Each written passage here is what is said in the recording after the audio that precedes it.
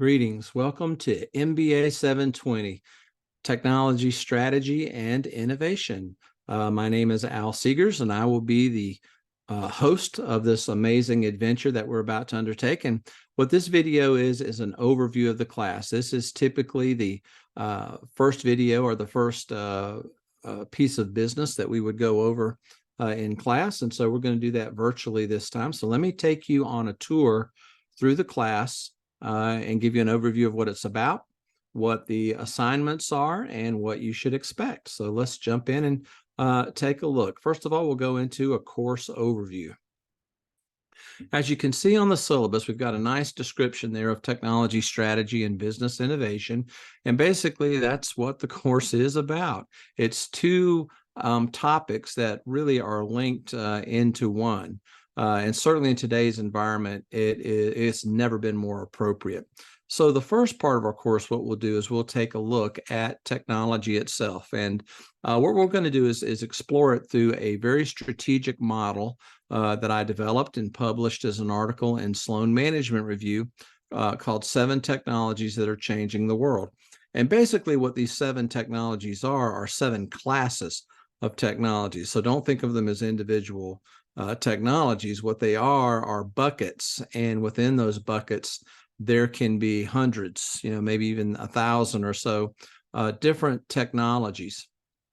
And yes, some of those technologies might be dominant in one bucket and subdominant in another bucket. But the idea here is to give you a framework for understanding technology in today's landscape, and through that understanding, be able to start to develop strategy for how to create a better organization or how to take advantage of market opportunities. So that's the first part of the course, is trying to understand these technologies. We'll go into each bucket. I'll explain them to you. If you have a lot of experience in technology, you'll get something out of it. If you are very inexperienced in technology, you'll get a lot out of it. So there's no expectation of prior knowledge about technology when we go into that section. And really, it makes sense because the frontier is changing so fast that everybody has to keep getting updated there. The next part of the class, we will take a look at innovation itself. And this is really something that a lot of industries, organizations, and leaders are interested in and struggling with these days, is the idea of what is innovation and how do we apply it to this very dynamic marketplace. And so the second part of the class, once we understand the classes of technologies, is to kind of move into that innovation piece of it, to understand what innovation is, how companies are getting the best results, and through that we will visit a lot of very, very interesting companies that I've had the privilege of working for and actually consulting with over the years, everywhere from Industrial Light and Magic, the creators of Star Wars, Jurassic Park, and a lot of the cool special effects that you see these days in cinema, to Apple, all the way to Pixar, Boston Scientific, a lot of organizations that I've really been lucky to work with and to see firsthand how they do innovation. And what I want to do is pass that on to you. So that's basically the overview of the content of the course. So think of it as 2 distinct but yet very interconnected parts. In fact, it's kind of a symbiosis. Technology and innovation, they support each other, they leverage each other in very unique ways. And so we'll explore that.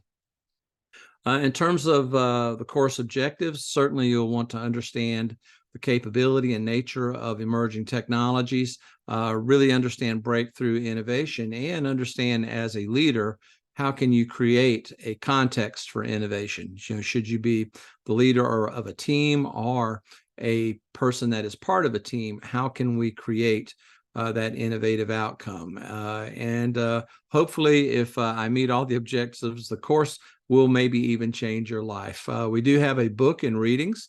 The readings are provided for free. They're in Canvas. I'll talk about that a little later. 7 Technologies Remaking the World. This is the one that I mentioned prior about the technology classes. I think it's a fantastic article. and I know I'm biased because I wrote it, but it's really a nice article for understanding that larger frontier of technology that can be so elusive. And that article is something that Sloan Management Review allows me to update every year or so. So you'll get the latest version of that. How a values approach leverages DEI. The values-based approach was something that we saw in a lot of the incredibly innovative organizations, and how they really take DEI and make it transformational. And diversity, equity, and inclusion is one of those huge opportunities out there, yet it's a very elusive opportunity, perhaps because so many organizations frame it the wrong way, mismanage it the wrong way, and maybe unintentionally hurt the very people they're trying to help with their efforts. And so this is a innovation-based approach to diversity, equity, and inclusion. And what it does is it really takes a look at the organization and how leaders can shape an organization to be more innovative through diversity, equity, and inclusion. Again, provided free of charge. It'll be in Canvas. I'll show you where that's at in just a moment. The third reading is The Idea Chase. This is a book that is just released. It's been out about a week. And in fact, I've been doing a lot of book tours and presentations of it. It's doing very, very well in terms of, activity on Amazon and Barnes & Noble and other places. Very, very happy with it. But The Idea Chase is the text for the class that can be purchased at Amazon.com, Barnes & Noble, or the World Scientific website, and of course on eBay. So it's available several places. I would recommend grabbing that book. There's a paperback version of it that is available, and grab it fast.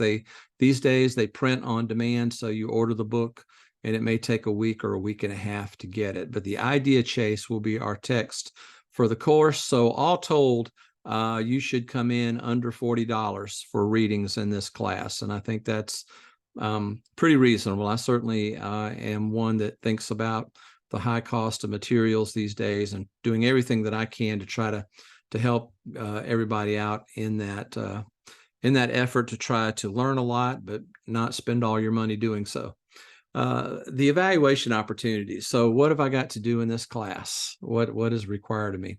Basically, you have 3 points of evaluation in this class. The first one is micro projects, and I'll talk about that a little bit more down the road here. But a micro project is an in-class exercise. Typically, the way that goes is I will present a concept in class. Then I'll break you up into groups, and you accomplish the task using Google Jamboard, which is an online tool that is easy peasy. It's a lot of fun, very easy to work with. And it involves typically classifying technologies or moving things around a whiteboard until the group is satisfied with the placement of everything. And then that becomes your micro project. You do that in class. You'll have several of them throughout class. Yes, you might miss a class. If you do, you can still participate in the micro projects. The Google Jamboard allows you to go out and claim your own space out there, and you can do the project individually if you want to accomplish it. So that's micro projects, 20% of the class grade. Think of that as just application. Don't think of that as testing per se. This is a chance for you to drive the car, for you to kind of learn how to do some of these techniques, on-the-job learning. Your final project is 70%, and this is an individual project that you will take on to reconcile what you've learned in class, the final project. It is done on your own. You turn it in at the end of the semester. I'll give you a due date, and you can email it to me from wherever you are in the world. So this is something where you just have to meet the deadline and give me the project. The final projects are available. They are there for your review right now, should you want to take a look at them. And then engagement, 10%. This is the participation part of the class, but listen carefully. Engagement in this class can't hurt you, it helps you. So if you're a shy person, if you are somebody that doesn't feel led to chatter in class, that is just fine. It won't hurt you. But if you're someone that takes some engagement and likes to participate, and at the end of the semester, it's the difference between an H and a pass, then it might bump you to that H.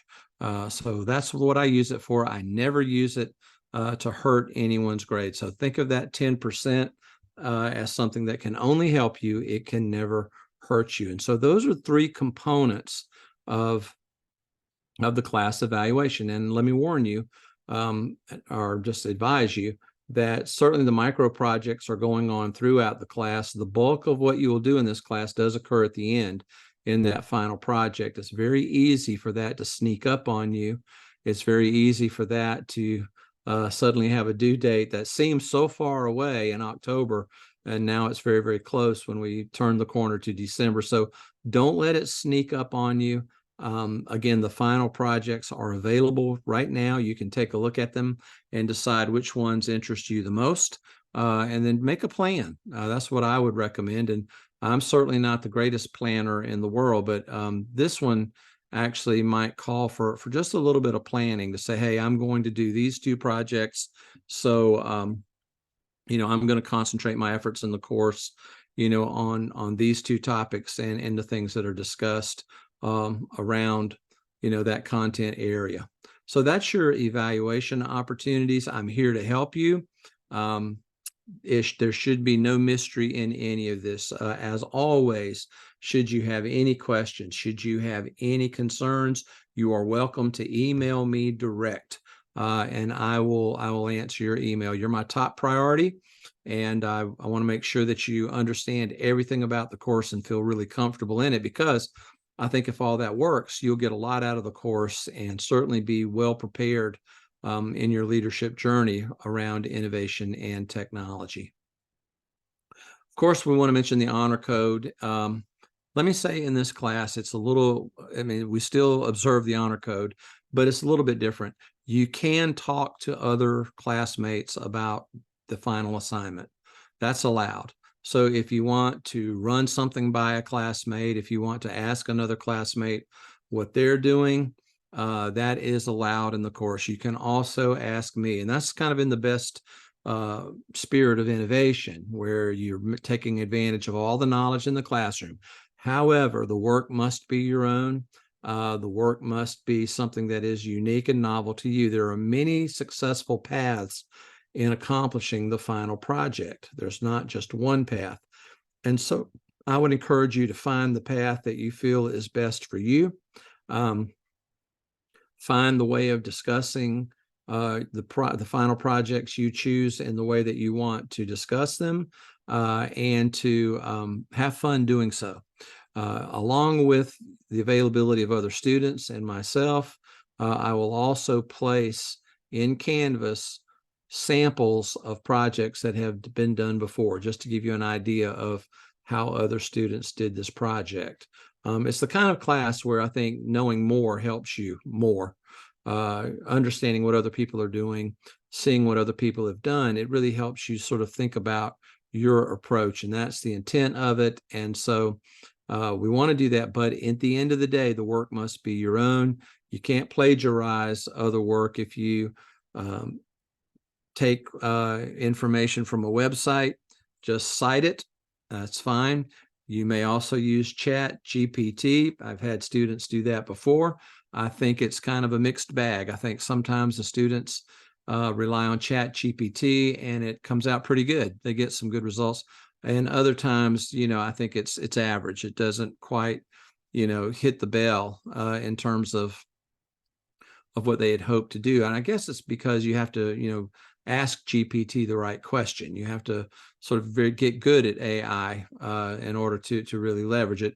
But that is allowed in class. You may use Chat GPT as a resource out there. Okay, so that's your honor code bit and the syllabus in one. So let's go into resources.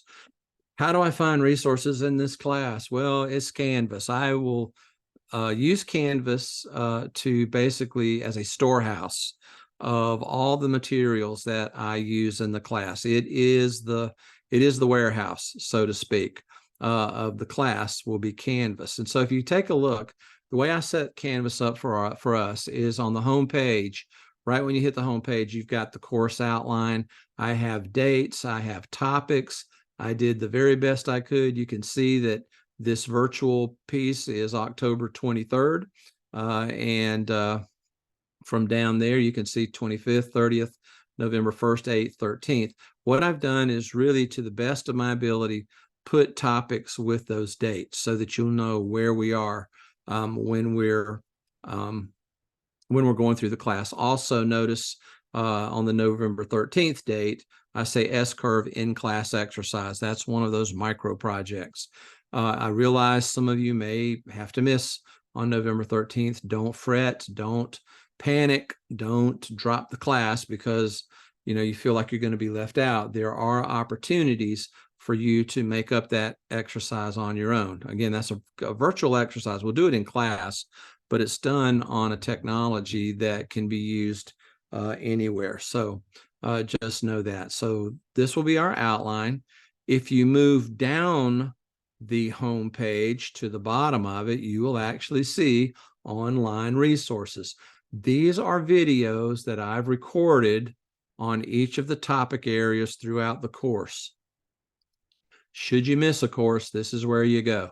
Figure out where we are in the course. Are we in the pervasive computing piece, the mesh networking piece, biotechnology, wherever we are, and you can click that video and you can catch up anytime you want. It's streaming video. It's my YouTube channel. I'm the one that creates the videos and I put them out there and they are a resource for you to use. Again, when you're watching these videos, be discerning. You don't have to watch them straight through if you don't want to. You can skip through them, I think, and get some of the good content. But what you want to do is come out of that saying, okay, I understand that class session. This is also a great resource when you start to do your final projects and you're looking for the topic that might be closest to the final project that you choose. You can go back and review the content of the course. These videos are better than what we can get from recording class sessions. Those recordings just never turn out that good. It kind of puts people in the class on the spot because they're being recorded. The whole vibe just doesn't work for me in doing that. So what I prefer to do is just record these videos, put them out there on Canvas, and you can stream them as you like. The quality is not going to be as good as Hulu or Netflix or Apple TV, but just know it's your professor trying to do good for you, putting this content out there. So those are the two things that we have on our Canvas homepage. You've got an overview page that will show you where we are and the topics we're covering each time. And at the bottom of the page, you've got these online resources. And again, this is the same content that I cover in class. And again, this is not to encourage you not to attend class. That's not what this is for. Certainly, we want you to attend class.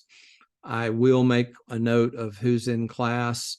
We'll do all that, but this is just another resource should you not be able to attend class. This is sort of out there to catch you if you have to miss a class. Okay, so that's part of our Canvas homepage there. We'll also have announcements.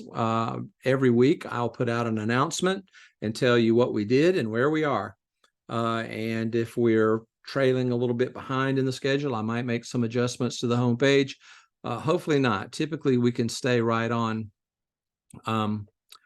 target there. So again, the announcements will be out there. Here's our resources, and this is in the file section. So you take a look to the left, you click on files, and then you have all these beautiful folders. Let me explain each one of them to you. Starting at the top, class exercises. This will be where the micro projects are. So I will put descriptions of the micro projects there. They're very easy. There's really not a lot of complexity there, but I will put them there, and I will also put the results of the class exercises there. So once you complete a class exercise in a team, I will put the results of your work in class exercises so you can see what all teams did. The final project folder is where your final project is. Yes, right there in that folder is a final project description. I'll show it to you in just a little while, along with examples of final projects that have been completed by other students. So again, this is something, a nice resource for you to think about and to certainly use. I mean, certainly use it when you're out there and thinking about trying to complete those final projects. In the readings area there will be the readings. So the 2 Sloan Management Review articles will be in the readings. I'll also put anything that, someone in class brings to my attention. Some interesting reading, perhaps about digital medicine or something like that. I'll put that in the readings folder. The syllabus folder, obviously, will carry the syllabus. Don't worry about unfiled. Don't worry about uploaded media. And in the visuals are the PowerPoints for this course. There are 3 of them.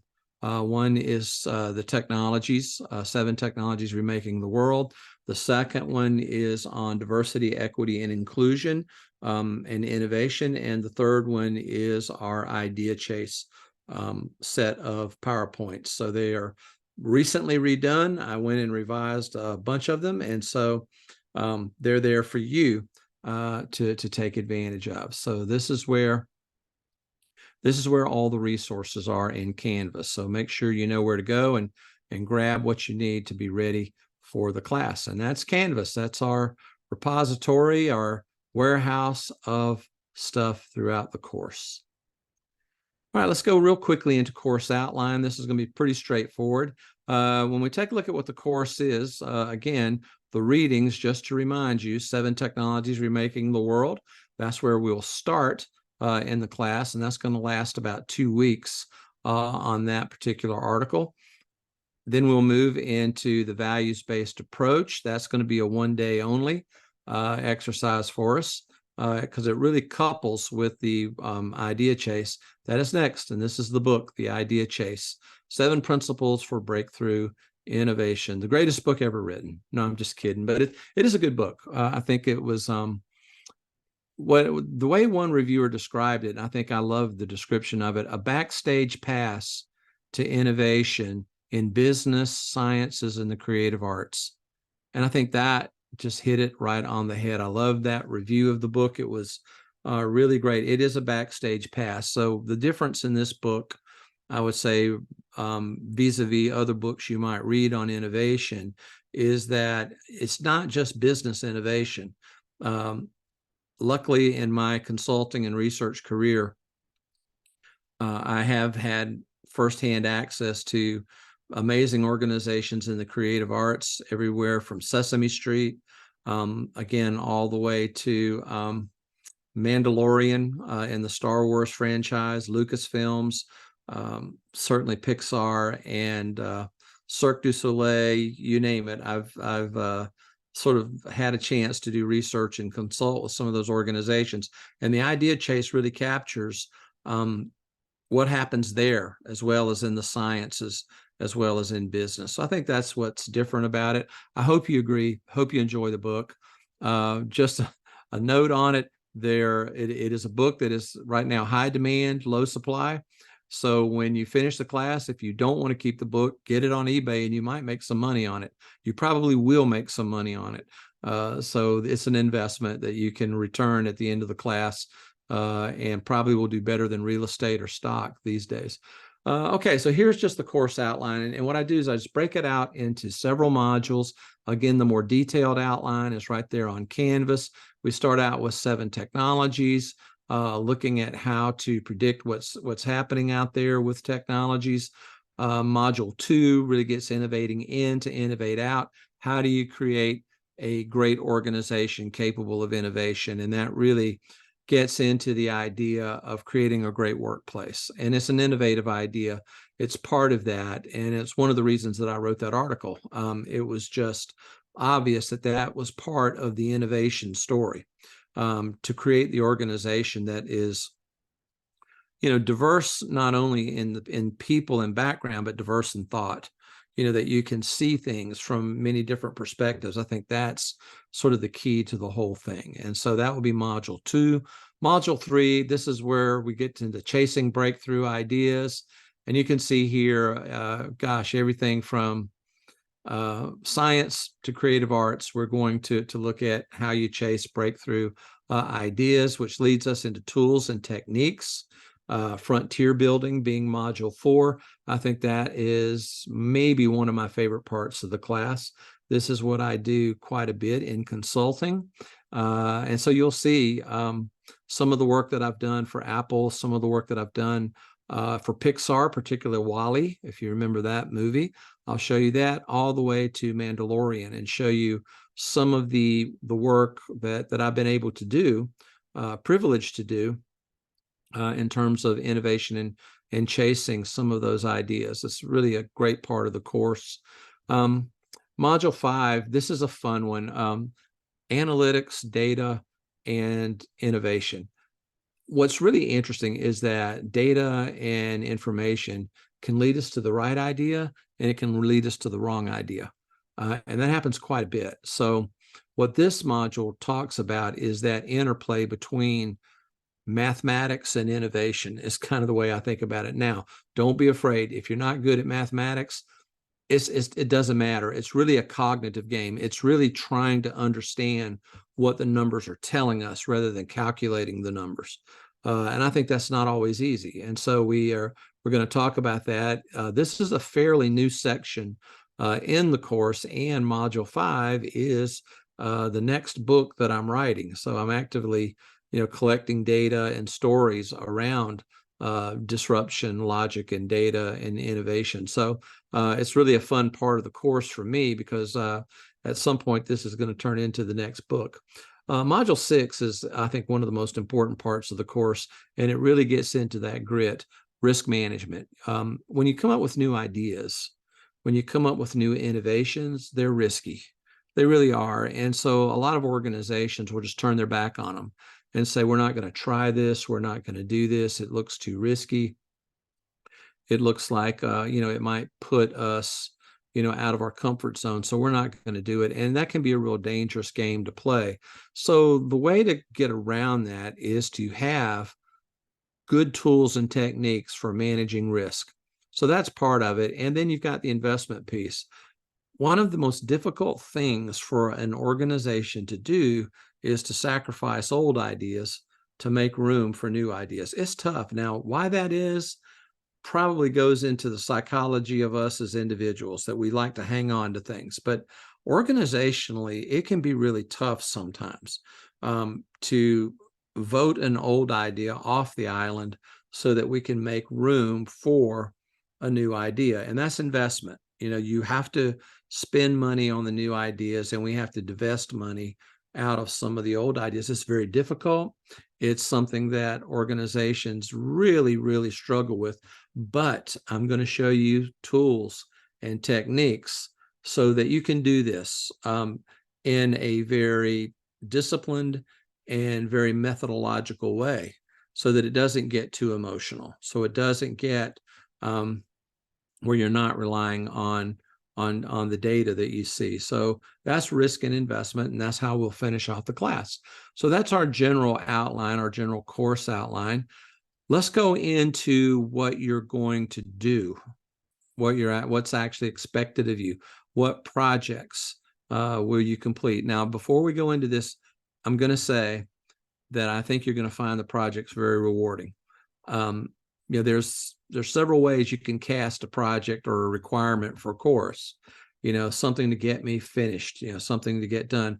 Or you can say, wait a minute, this was a chance for me to research an area that always interested me, but I never really had time to do it.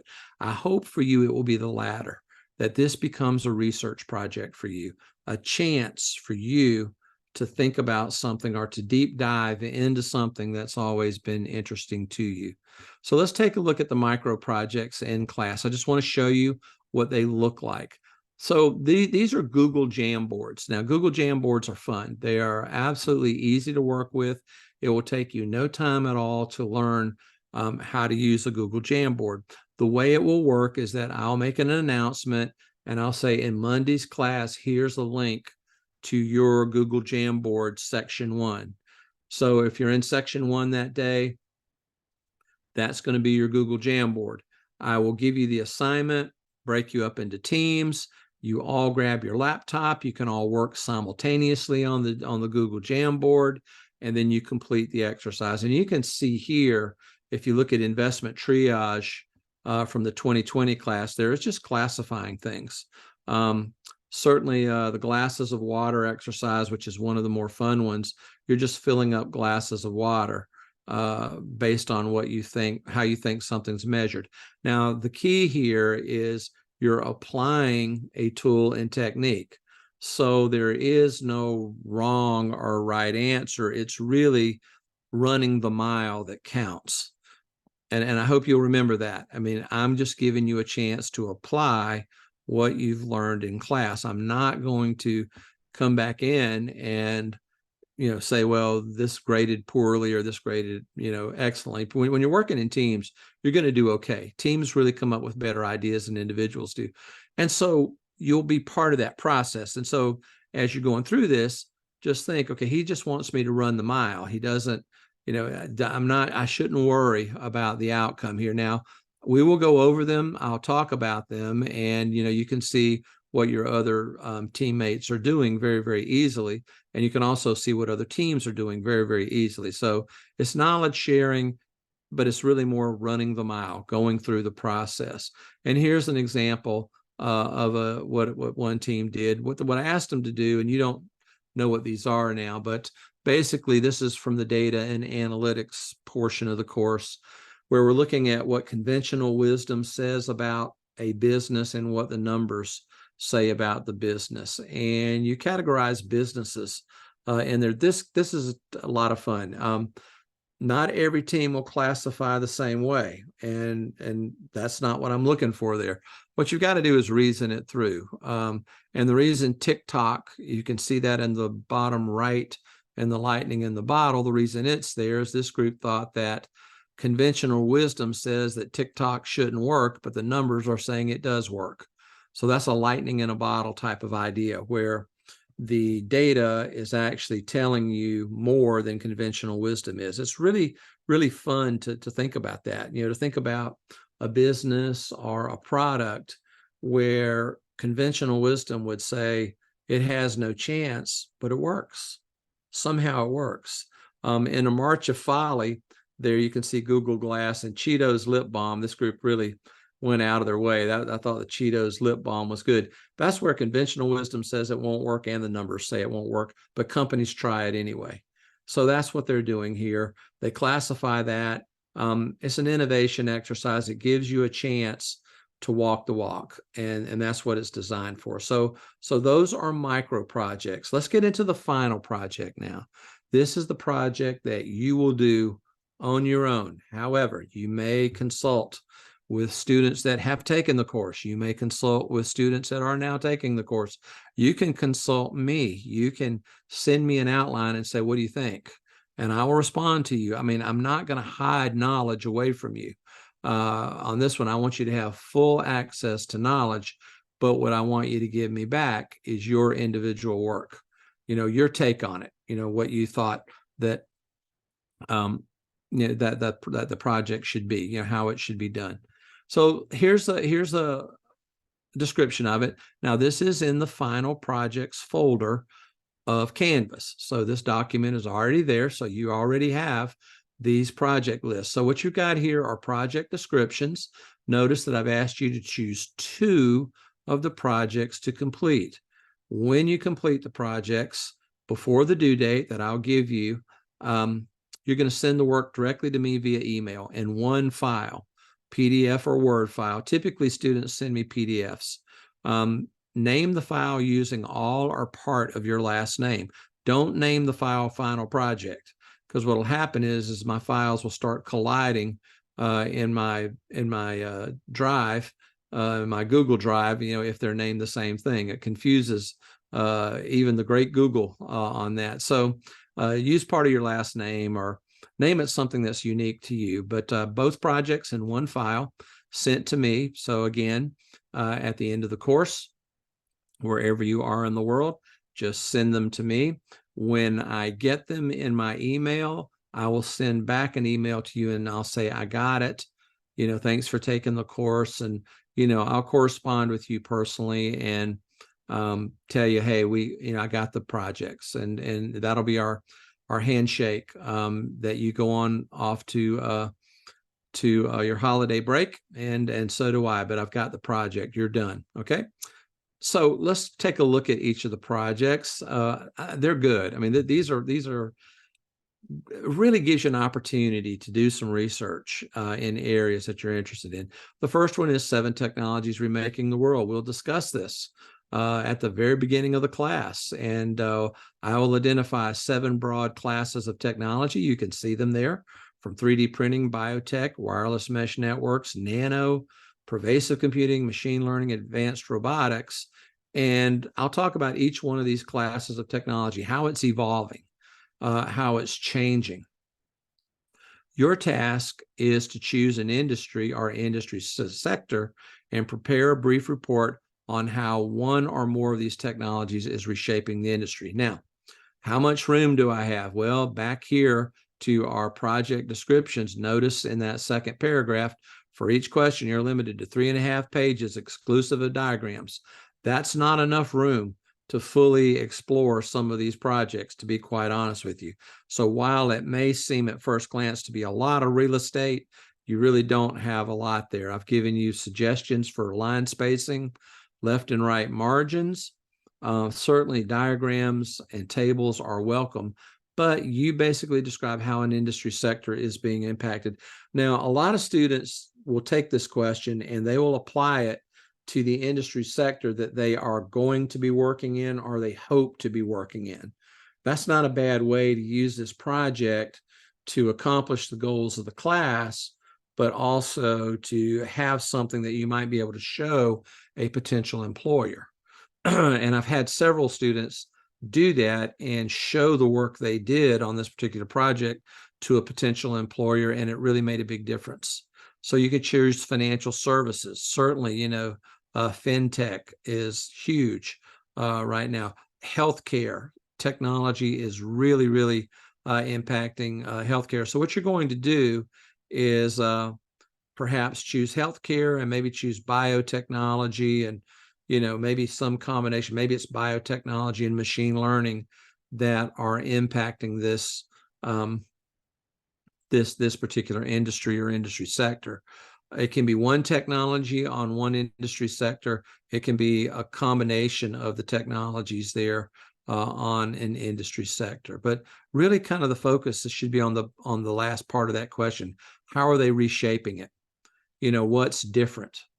For example, biotechnology is really moving healthcare away from treatment, where we treat diseases, to preventing them.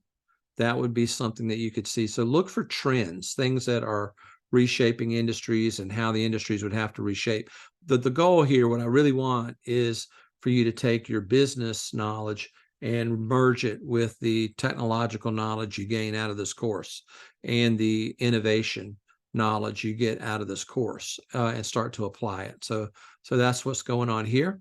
And that's project 1. That might be one you choose. You're going to choose 2 out of the 7. Project number 2 is the S-curve. This one's very popular. This is one where you look at adoption of technology in organizations. One of the things that's interesting about technology adoption is that it doesn't always go the way we hope it should go. Sometimes technology is not used enough.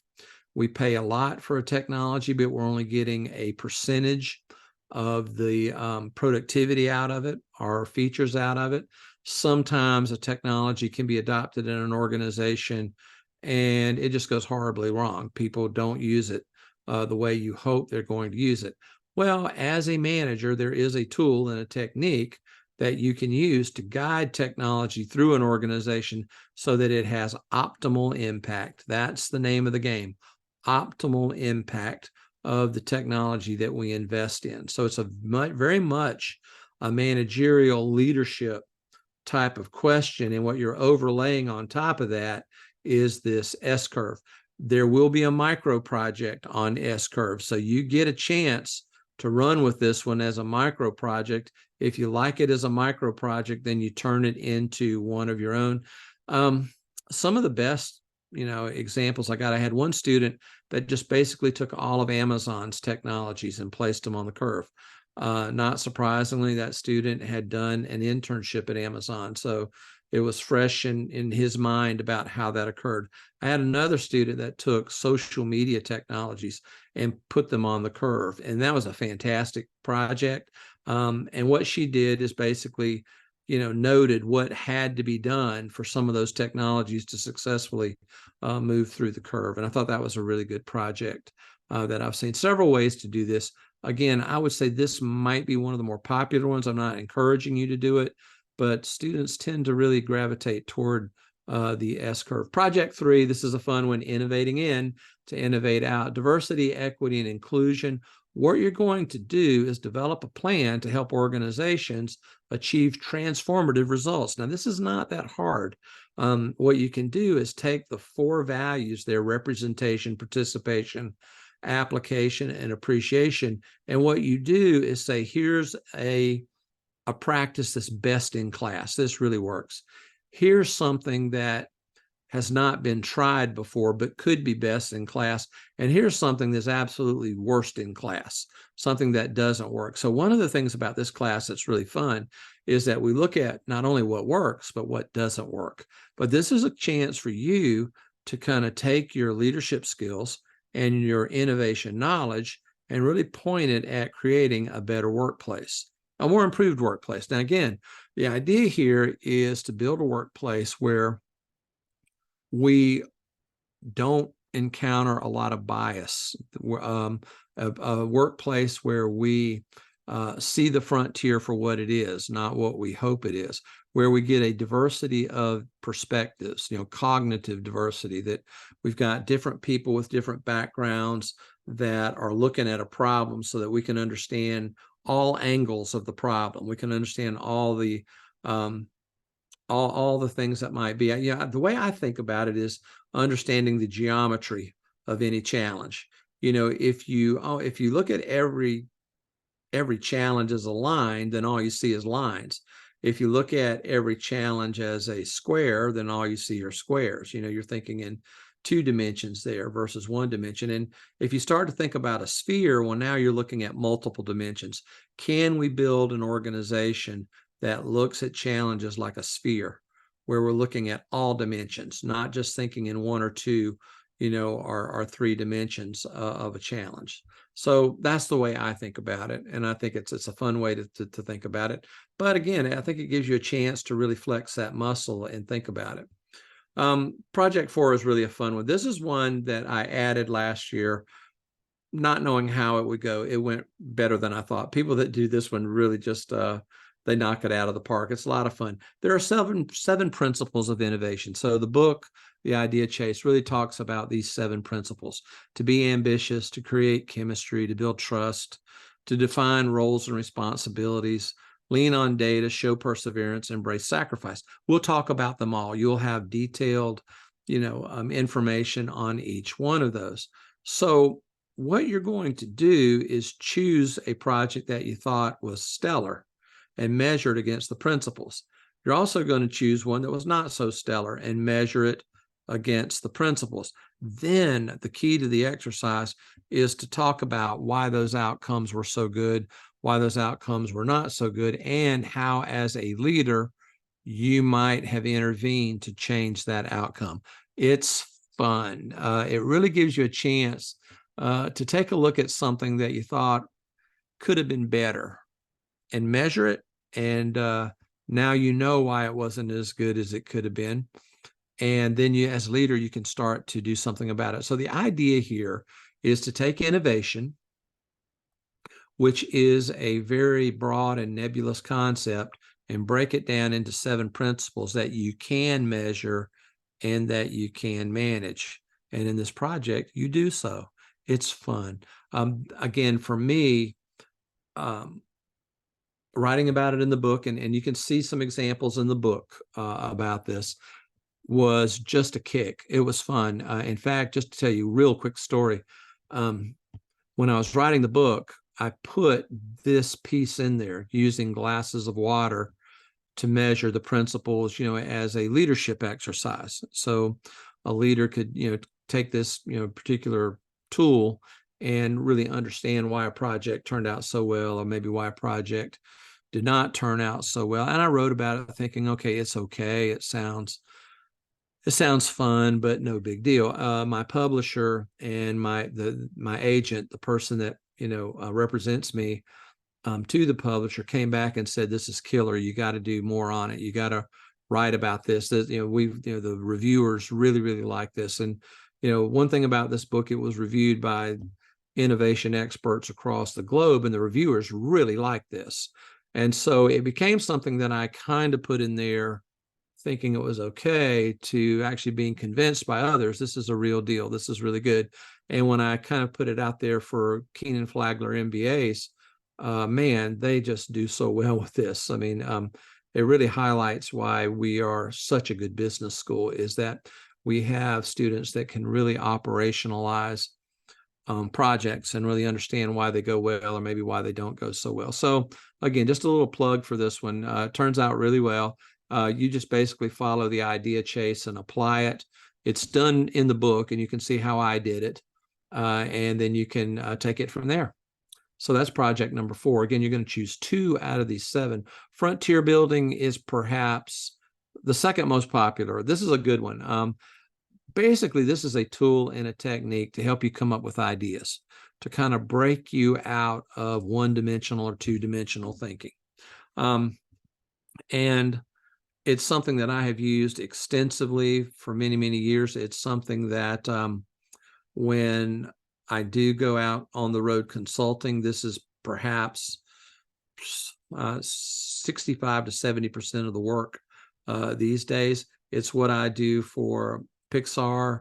I'll show you how we did it in Wall-E. Mandalorian, we developed some of the character lines and plot lines there using the technique. Not that I, was a big deal in either of those things, but I did use this technique to help the animators and the story creators, to do their work, thinking about frontier building. So this is where you get a chance to apply the technique. I'll demonstrate it in class. I will show you how it works. You come up with a frontier building exercise and you write about it. This is one where if you can come up with that diagram, the question just writes itself. It's a project that you basically just write it, based off the diagram. Coming up with that diagram is the kind of the key first piece of frontier building. Project number 6, this is our numbers, mathematics, innovation, and business models. This is a fun one. I mean, basically, it's looking at numbers and what numbers tell us about a business or business models, what conventional wisdom tells us about business models, and trying to develop strategy from that. So this is really sort of the heart and soul of analytical strategy making. It's fun. I think it's one that businesses are certainly interested in. It's one thing to gather data. It's one thing to have a degree in data analytics. It's quite another to be able to understand what those analytics mean, to really see the hidden meaning. So this is project 6, is the hidden meaning behind numbers. Being a real critical thinker. Not a hard project at all, a fun project, but it's really that intersection between data, analytics, strategy, and innovation. And the final project's risk management. This is one that I have to say, when I was where you are, working on an MBA and thinking about what my life would be like, that risk management certainly wasn't one of those things that ranked high on my list of things to do, to be quite honest with you. However, when I got into the working world and when I got into my professional career, post-master's degree, this was really the critical piece of innovation. Could you take a project that was really risky to an organization and move it to a profile or to a context that was less risky. In other words, if a project appears very, very risky, as we go into it, are there things that a leader can do to make it less risky? Interventions. And it really got me on this path of risk management. In fact, so much so that I've taken, 8 seminars at MIT Sloan Management School on risk management, and I am qualified to manage projects, on billion-dollar scale. I can do that. Now, you might say, Seegers, when would you use that? Well, I am the faculty director or the chairperson of the North Carolina Policy Collaboratory. We manage close to $500 million in projects right now. And if I wasn't qualified for that, I wouldn't have the job at UNC. So it actually not only served me well when I was in, the commercial world, but now being on the academia side of things, it has also served me well as head of the collaboratory to be able to manage those projects. That there's a way to do it. It's not hard. I don't think. I think it's something that you have to start thinking about and kind of reposition yourselves. Project management at the strategic level is not something that we teach well in MBA schools. And there's a reason. I mean, it's something you almost have to acquire on the job. But this project and this segment of the course is the starting line towards that. This is where you start to go to get that perspective that might lead you into that. The best way that I've seen, if you're interested in risk management, to kind of get there was the way I got there. You go in, you gather certificates. Certainly MIT has a great collection of courses and credentials in that. Highly recommend that. Stanford has the same. Carnegie Mellon has the same. And what you do is go through those one by one, and you get qualified to manage different levels of project on the governmental side and on the commercial side. So I think it's a great career track. It's one that I fell into. I don't think I chose it, but I'm glad I fell into it. It was a nice thing to fall into. But you get a chance to take a look at that in Project 7. So what you're going to do, again, in the projects, just to go back and show you, is you will choose any 2 of those projects, to complete. Again, I'll talk about them throughout the course. I will try to let you know when we're within one of those project time periods. I'll say, hey, this relates to project 3, or this relates to project 1, so forth and so on. But that's the course. This is what we would have covered had I been able to be with you on the first day of the course. So you're all caught up.